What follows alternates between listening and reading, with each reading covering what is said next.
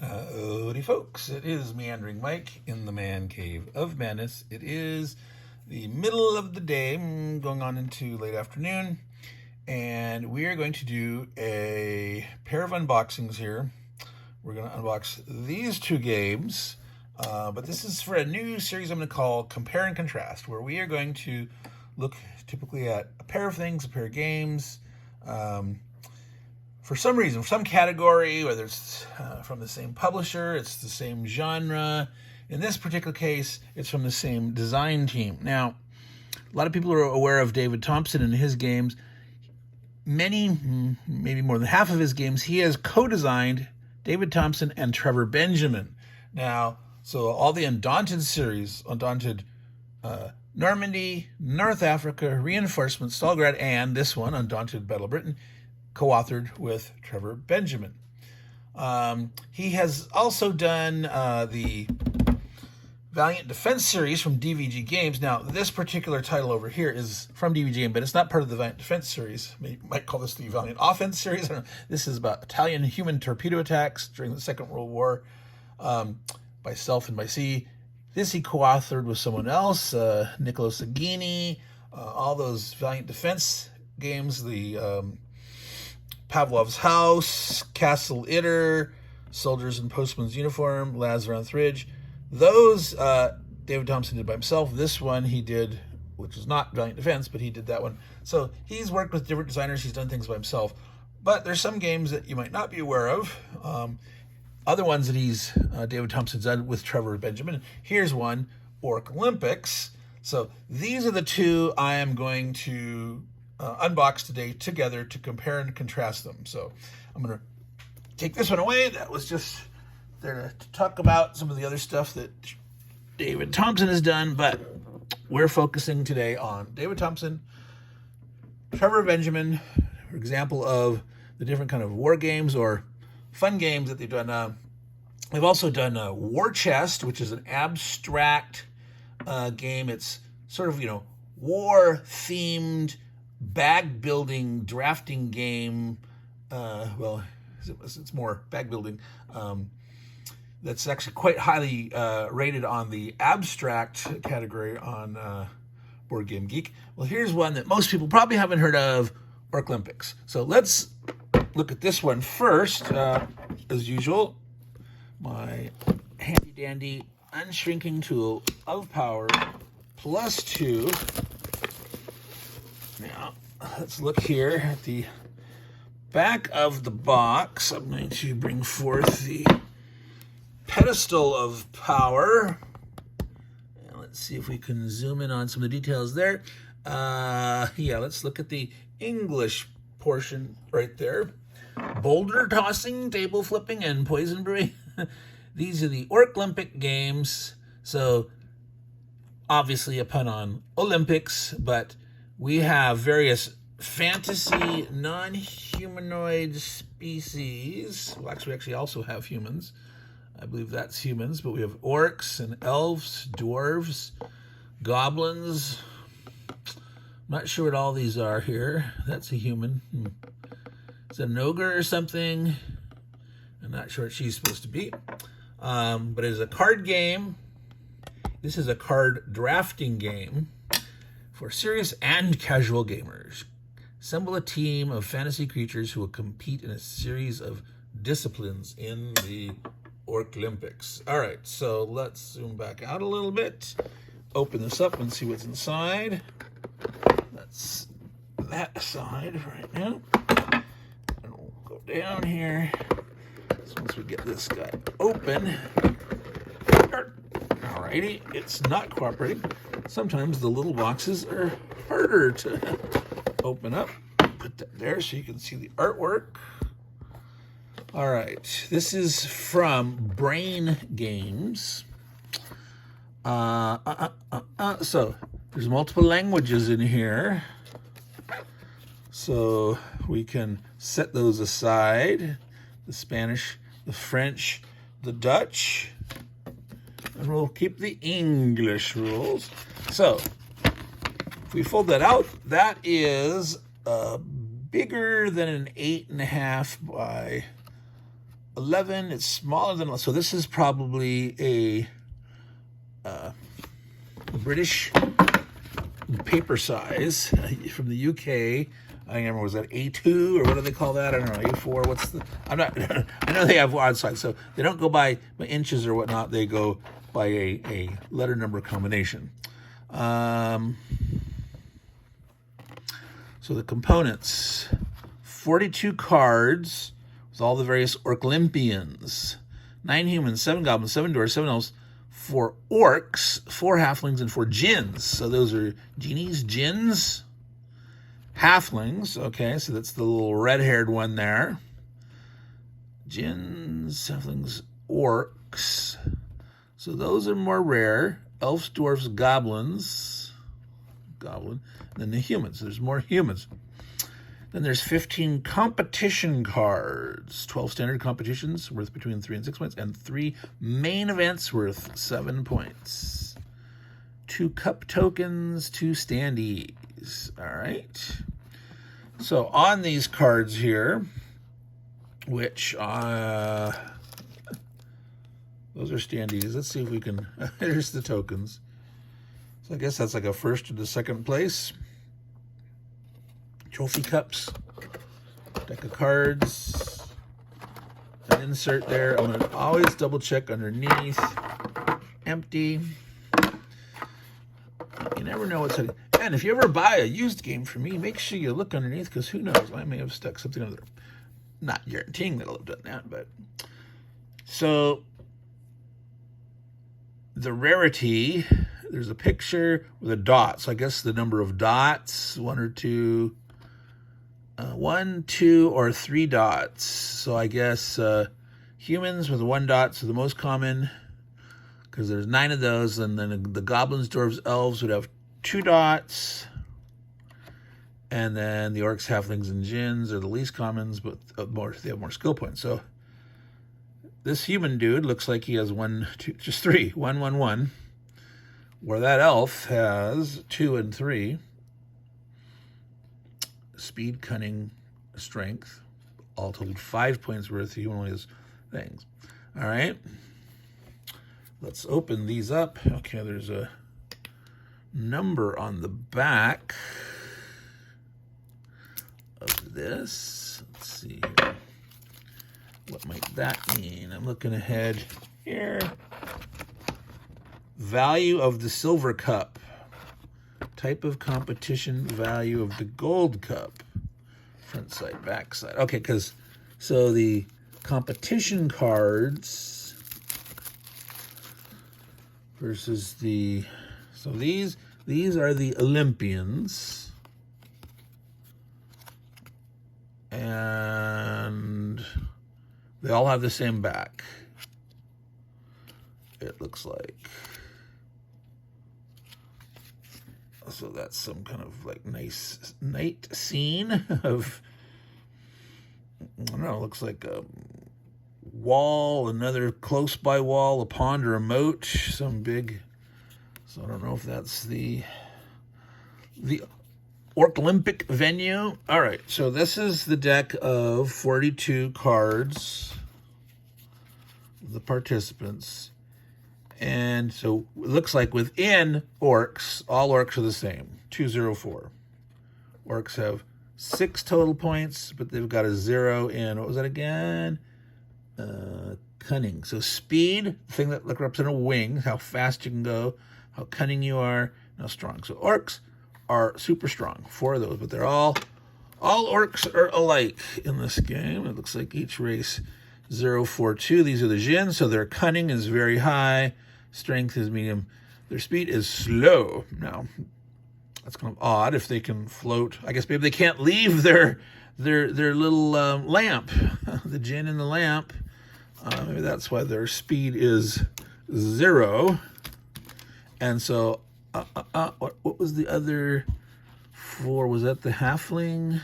Yes. So they're the opposite. They're the speed 4, cunning in the middle, and 0 strength. So that pattern holds for the rare dudes. They have 6 total points, a 4, a 2, and a 0. But there's fewer of those cards. Let's see here. So we had what was it? 9? Yeah, 9 humans. Least number of points, only one each per area, but they've got a score. They don't have anything with 0 in it. Whereas the other guys, these have 5 points. 0, 2, 3. 2, 3, 0. 3, 0, 2. So there's the pattern, folks. You got the medium guys who have 5 total points. A 0, a 2, and a 3. 0, 2, and a 3. 0, 2, 3 with 7 cards. The guys that are the biggest in something, there's 0, 2s, 4s, 0, 4, 2, 0s, etc. There's only 4 of those cards. And then there's the humans, which are overall the least net skilled, but they're like the jack of all trades. They have at least a 1 in every attribute. All right. Now, some of these are red. Some of these were green. So it's color-coded. Let's look down here. That appears to be color-coded based on the attribute. So it's easy to tell. The guys with the blue are the best at speed. The guys with the green backgrounds are best at cunning. The guys with the red background are best at strength. Whereas the human over there, they're a nice grayish brown. They're 1 in each. They ain't great at anything, but they're not the wimpiest at anything. So there, take that. All right. So what were these other cards here? That was called the event deck, the challenge deck, competition cards. All right. So okay. So these have 2s on the back. That one has a 4. So those being, so on the back side, they're all a grayish silver. So you don't know what category these are until you flip it over. And they're color-coded. A strength competition, a cunning competition. All right, so these are these prime ones. So they mentioned, yes, 3 main events worth the most points. Those are worth 7 points each. And the back says 4. So that's the back. The back is of the silver cup. All right. So so in this event, if you get a first place, it's worth 3. Otherwise, it's worth 2 for the second place guy. Something like that. All right, that's what it sounds like. And the main events are worth 7, but 4 points if you come in second place. And these other ones are worth 3, 4, 5, 6, 3, 4, 5, 6, 3, 4, 5, 6. So in general, on average, a first place in one of these is worth equal or more than a second place in a main event, because these are all 4 on the back of the main events. 7 if you win, so these are worth the most points if you win. These could be worth from 3 to 6. But 50% chance if you win one of these, you're going to get more than equal there, less than there. All right. So let's see here if we can, we're 15 minutes in, if we can get the gist of how this plays in these short little rules here. How to play. 3 phases. Reveal competitions, build teams, compete. Place the gold and silver cups on the table next to the deck. Shuffle. The 12 standard ones, deal 6 of them face up in a row. That's the gold cup showing. So you're taking half of the deck that has the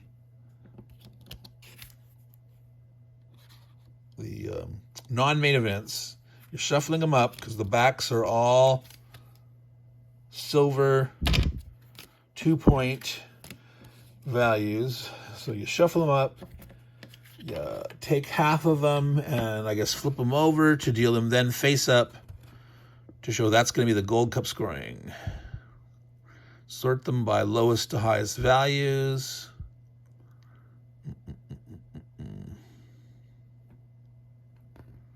So you're building up from the lowest ones up, any 3s, 4s, 5s, 6s, and then you're going to have, I guess, shuffle the 3 main events and take one of them. So you're going to have 7 total events, 6 half of the standard competitions, and then you're going to have 1 main event. We're 7.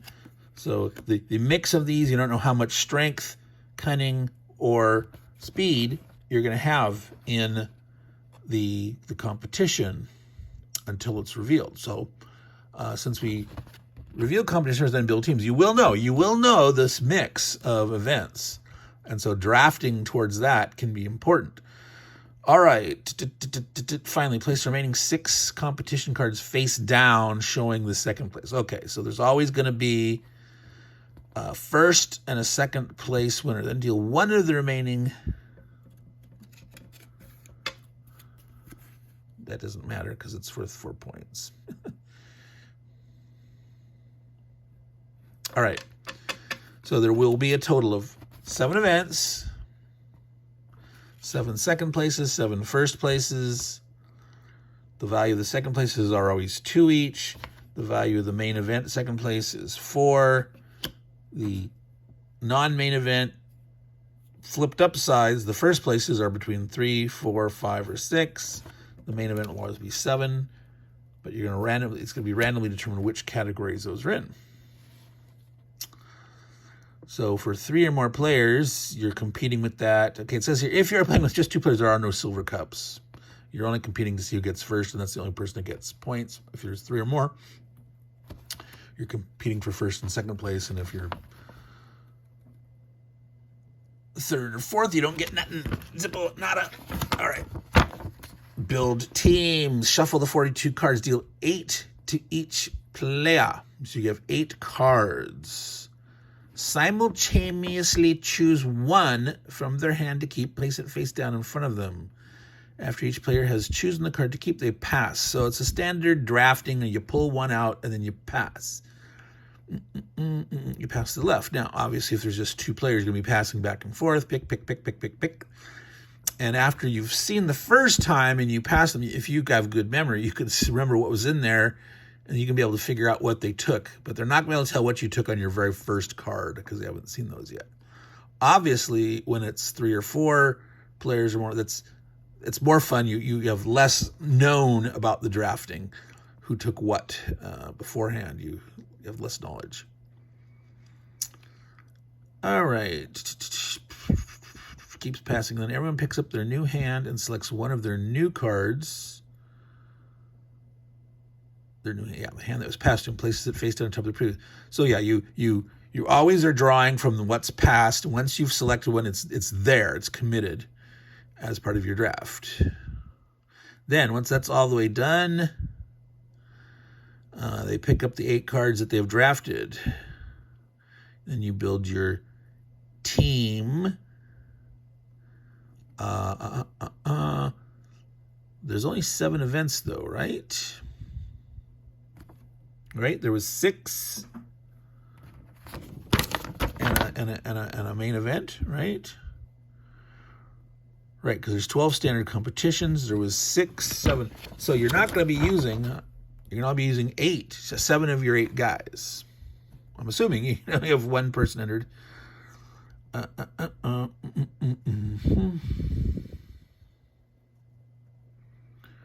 Build their team roster. Wait. No.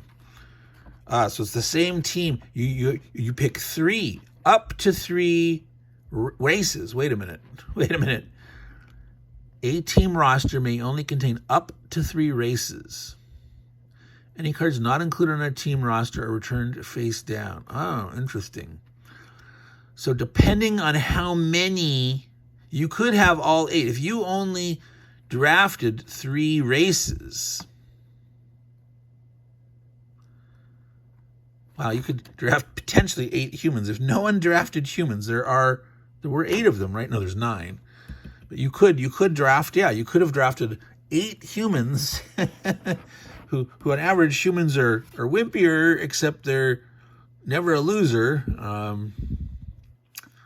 But obviously if you had more of the best and perfectly picked the best in each category, I don't know.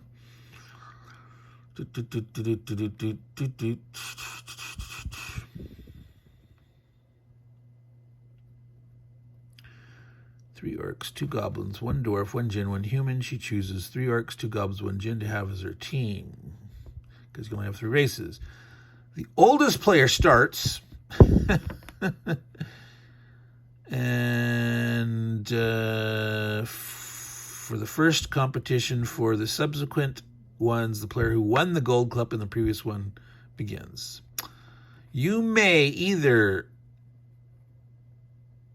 enter Orc-lympics or pass. Choose 1 or more cards from your hand, place them face up in front of you alongside any other Orc-lympics you may have played earlier this competition. Must have a value of at least 1 in the current competition. Okay, so you can't enter guys with just a 0 strength. You have to at least, so you could fill in a human as a 1. He can fill in on anything. And if you're not playing a human, you're going to have something with a 4, a 2, or a 3. Because all the other guys have a 4 and a 2 and a 0, or a 3 and a 2 and a 0. Add up all the value across all Olympics you have entered, your new total. You're the highest, or you're tied to the highest, you take the gold cup. Well, wait a minute. If your total is the highest, or you tied the highest, but wait a minute, this makes no sense here.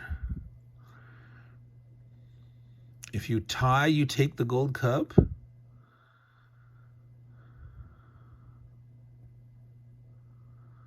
If you took the gold cup from another player,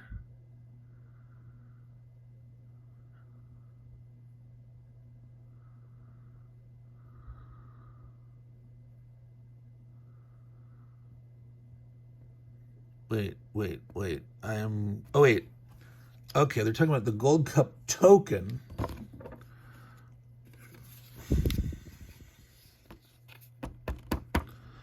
I'm a little confused there, folks. Pass. When you pass, you may not play any more Olympian cards into this competition, but you maintain possession of any cup you are holding. But it's still possible for other players to steal it from you. The current competition ends, and the player with the gold or silver cup are awarded points. I'm not totally understanding that. There's something wrong here in my understanding. But this is not a playthrough thing, so let's try to get to the end.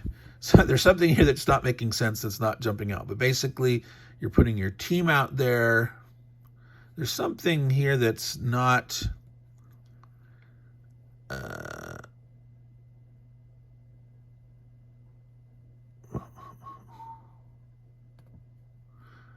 Award points. Place Orc-lympics who competed in this competition face down in front of their owners on top of any other competition played in earlier competitions. These Olympics are considered resting.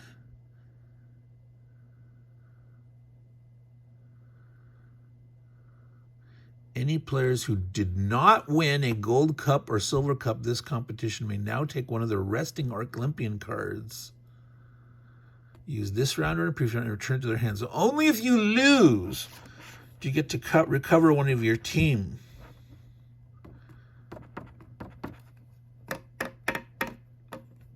So in a 2-player game, there are no silvers, right? So it's only for the golds. And if you fail this competition... All right, so each competition, so if you lose, you're going to get one of your dudes back. So if you played more than one dude, if you only played one dude and you lost, you get it back. So like if you played a 3 strength dude in a competition, but they beat you with the 4, you could get your 3 strength guy back. Their 4 is resting in that next round, forced to be resting. And you can only get one back. So there's something interesting. So you may have to force it. If you played all your guys too early, you may have to pass it around, purposely losing, to be able to get a guy back. Wow. Okay. So there's very interesting play there. So it's a drafting game, drafting guys. There's the different categories depending on how many of the same category of competitions are they based on cunning, speed, or strength. You have to sort of look out there, how many points, kind of decide what kind of team you drafted and what strategy of play you're going to do to try to win things, but not overextend yourself too much early. Because if you tire yourself out too much, then they could be winning subsequent rounds with wimpy guys, like with humans. You know, I'm going to win with this human here. And you would be at best, recovering with maybe every other time winning something. So there's some interesting strategy there. Right? There's something still not 100% gelled in my mind, but I'm figuring it out. I'm getting it. All right. So at the end of the main event, you just add up all the competition cards that you've pulled and see who's the highest total. All right.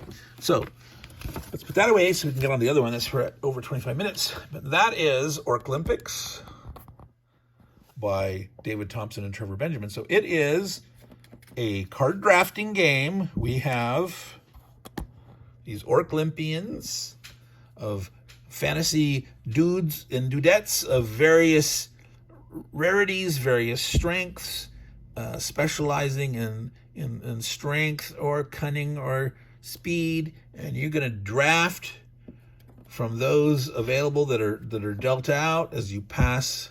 You take one and pass, building a team, not knowing what you're going to get an opportunity to draft until the cards keep showing up, and not knowing what other people are going to be taking.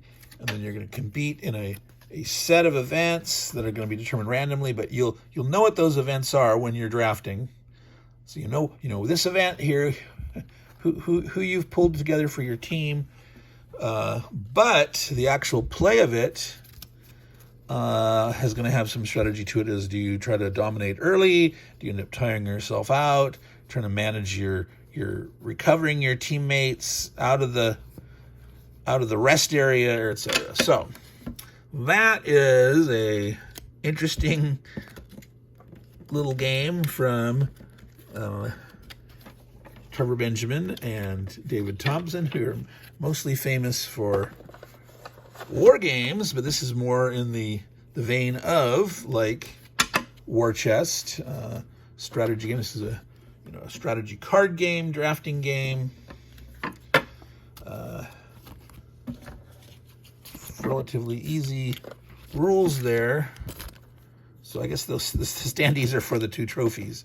So you sort of pass that back and forth as you didn't 100% understand that part, which further reading and an attempt at playing it will do that. But so there we go, folks. That's Orc-lympics. Sounds like a quick, fun game. Probably goes relatively fast once you understand what you're doing, and good for like a filler game or something. Now we're going to go on to look at Undaunted Battle of Britain, which is also a card game. That's one of the reasons I sort of chose these two, but this is the more normal fare that you expect from David Thompson and Trevor Benjamin. So the whole Undaunted series is based on infantry combats, Normandy and North Africa and Stalingrad, etc. Until now, they have leveraged this system into the Battle of Britain. So it's an air game. Let's look at the back of the box real quick. I'm going to put that back on so it doesn't fall out when I tip it here. And there we go. And I go down here, zoom in. All right, let's see what it says. This is a deck building game. So, similar in theme, comparing and contrasting here. It's obviously a totally different genre. It's World War II planes. Looks like we have some tiles here, so there's some positionality. We actually have plane markers that appear to be maneuvering. Oh, we got some blimps, some zeppelins, some sea targets maybe. You got dice. So this is obviously more of a combat war game. 116 cards, 31 large map tiles, these guys, 4 dice, 58 tokens, and a scenario booklet. All right. It says it's a standalone game in the Undaunted series, adapting the core gameplay for the previous games to recreate the dogfighting of aerial combat. Maintain cohesion between your pilots, evade anti-aircraft or artillery, leverage talented aces to win the battle for the skies. All right, so different than the other Undaunted series, but leveraging some of the same mechanics. Now let's look inside. Oh, let's say, yes, here. Designed for 2 players. 45 to 60 minutes, age 14 plus. Now, the other Undaunted games are designed for 2, except in Undaunted Reinforcements, I believe that allows you to play solitaire and or play with more than 2 players. I believe the Reinforcements having more allows you to play, I don't know if it was 3 or 4 or just, teams of 2 side for 4, but it also has rules for solitaire play. This does not appear to have solitaire play rules, but maybe it does. Maybe it has a solitaire. I'm going to try that there and see if that'll, I don't know. Zoom out. That's what I was afraid of. They're falling out. That didn't quite work. I'll lean that there and see what happens. Nope. All right. A rule book. I'm going to zoom out even more. Okay, nice glossy paper. This is not a full 8.5 by 11. So again, it's Osprey. Parent company is in England. So I assume these are probably printed in England. Well, they might print in both places or just do a big shipment to the U.S. to distribute to the U.S. from a warehouse here. But Osprey Games, Oxford. So I don't know what paper size that is called, but it's not a 8.5 by 11. It's a little smaller. All right. So some terminology: scale, tiles, facing direction, movement, dice, hunker down.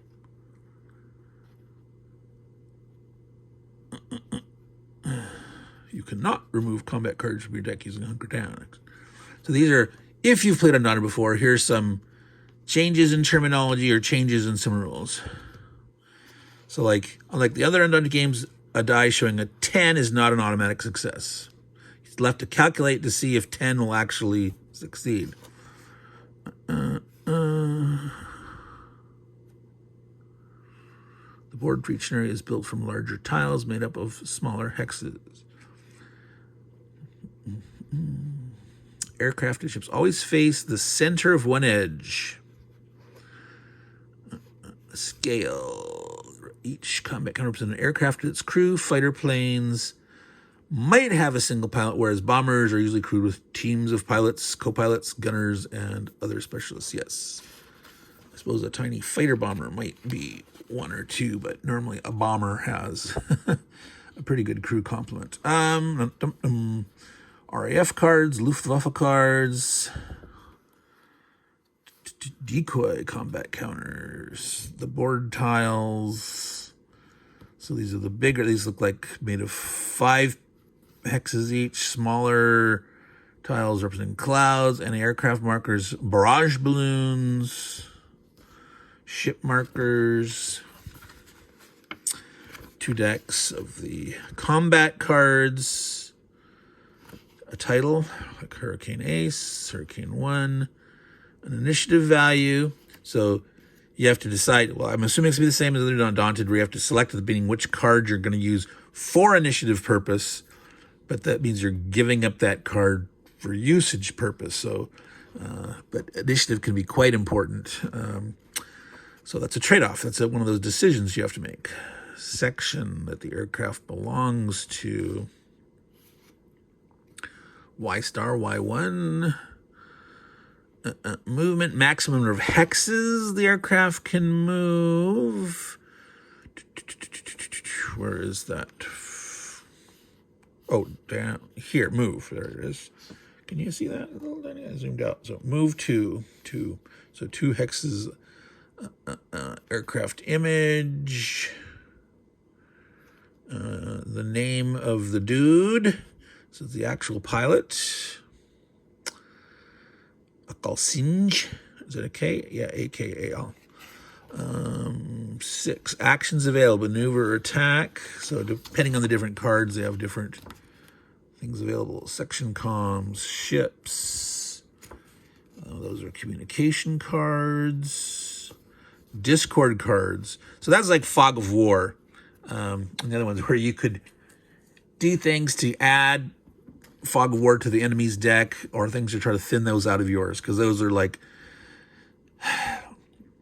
it's noise. It's noise in your deck. It makes it garbage cards, filler stuff that the more and more that the Fog of War is affecting you negatively, the less effective you are in doing what you want to do when you want to do it. And anything you can do to get, in this case, Discord or Fog of War out of your deck and into the enemy's deck, that's part of the strategy of the game. Tokens. Okay, different. So this is for the aircraft again. Their base defense, their section and rank designation. 5 firing lines. You're shooting. So it's a teardrop shape. You're pointing towards a hex side. That's the direction that you shoot. Base defense. The opponent must roll. It's going to hit this counter with the base combat action. 7 ready, out of action. So the sides flipping over shows, you're ready for action, or you've been used. You either have done your turn, or maybe some adverse effect hits you and you can't do anything right now. And then decoys. All right, structure markers. So okay, here's scenarios, setups. So this is an example showing you the coast. There may be some kind of objectives here where the planes start. Probably how you seed your deck. Like you'd have a squad in the other games, and I don't know what they call that here. Is it a squadron?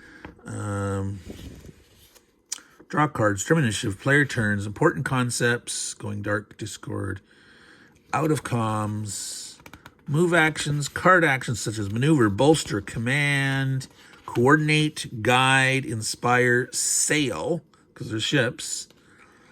Common actions, attack, anti-air, and bomb. Rolling attack dice. So nice, lots of white space, nice big illustrations. Example turn here. So again, it's not going to be too difficult to figure this out. If you've played any of the other Undaunted ones, it'll readily make sense. Just remembering what's different, and it'll probably be pretty easy to figure out why it's different. But just certain things are going to be done differently, that you have to remember that from habit, that you just don't play identically like the other game. So that was an example scenario. This is the actual scenario book, which has 28 pages. The back there, that's kind of a keeping track of log. 11 scenarios, it looks like. All right. Scenario 1, first contact. And a campaign rules. All right. I didn't see anything in there specifically mentioning solo play. So whether they'll have a follow-on at some point on a module that allows solo play for this, or if you can figure out some way emulating what's in Undaunted Reinforcements, if you could somehow for yourself do something similar to try to figure out how to make this solo playable or not, who knows. All right, what else do we got here? We've got all sorts of cool tokens. So here is the barrage balloons, cloud cover, the various fighters, hurricanes, Defiant, Spitfire, multiple Spitfires, different colors. So I'm not sure, different team squadrons or whatever, how those are defined. I'm looking at this upside down.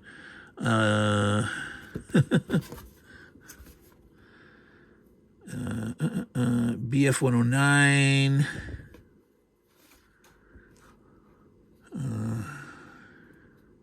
Heinkel, Stukas.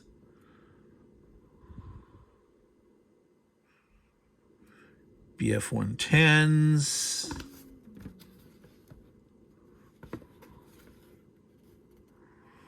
All right, so ships, more clouds, gun emplacements. So those would be anti-aircraft batteries. All right, we have,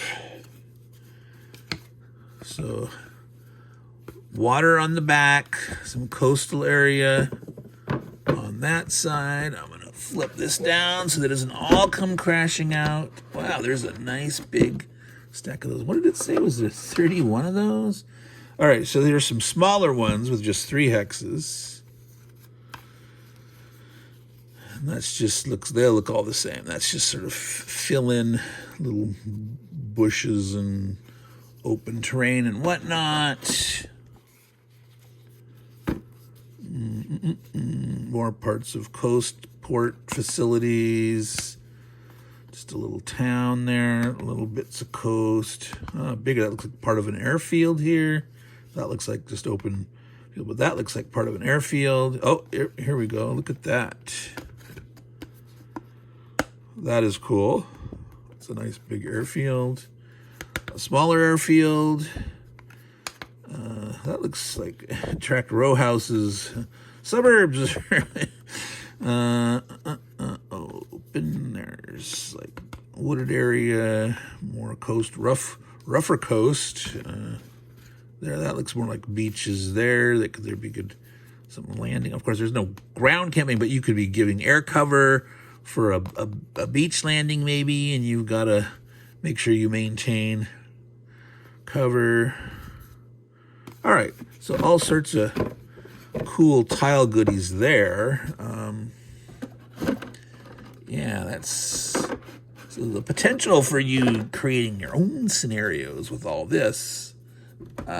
So quite appealing, I would think.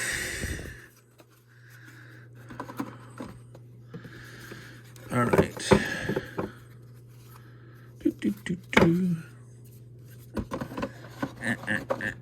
Let's get those out of the way. So we had our dice. Those are all D10s, black and white. Our 2 decks, cards, a nice insert. And we search the bottom and it's empty. Just because you never know. Maybe there's a $10 bill in there or something. Or maybe it's a coupon off on your next purchase or something. All right, so it looks like there is a tear.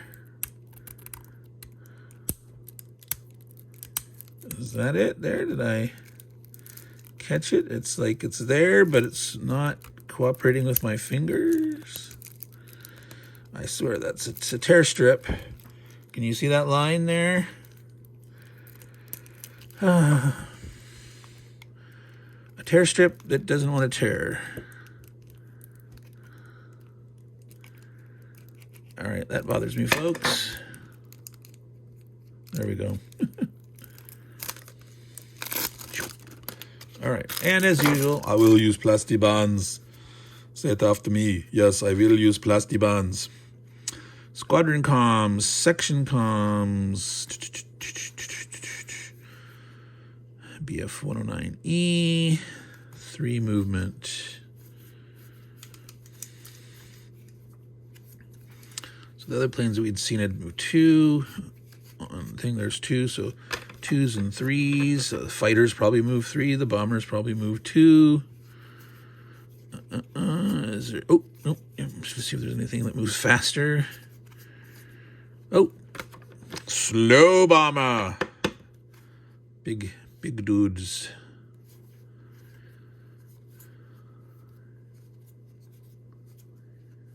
Stuka's also only move one. Yeah, well,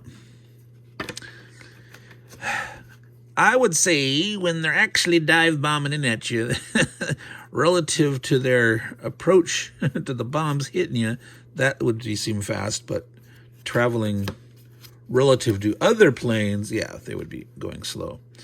All right, so that's it. There was a squadron comms and sections. Okay, so squadron overall is gray, and then the sections are different colors. Yellow, kind of a reddish orange, green, purple, and lightish medium blue.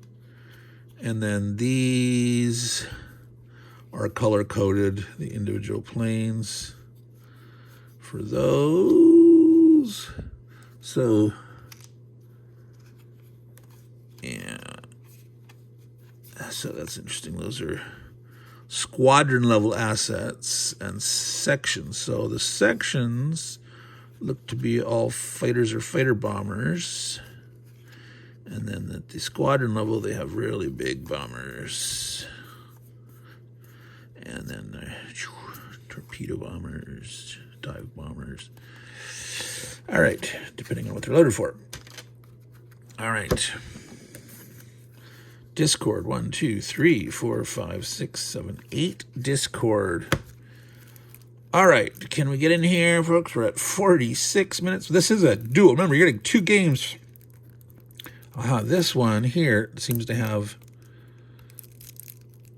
a better, more visible grabby spot for that pull part. I can actually see that.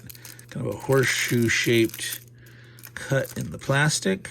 So there are less cards here for the Brits. 1, 2, 3. So same thing. They have 5 sections. They have the squadron level. Now that's interesting. So this is Battle of Britain on defense. They got some ships and the anti-aircraft artillery. Hurricanes.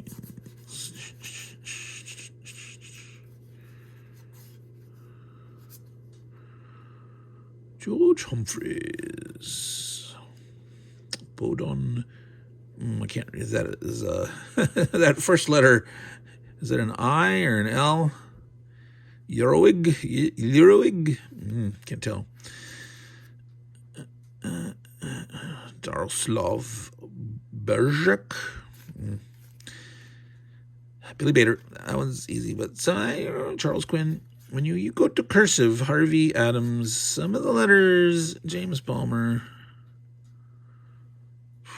What's that first letter? Is that a T, an L, a J? Polinen. Jadens? Ladens? Louis. Well, there's an L, so that other one wasn't an L. Louis Collins.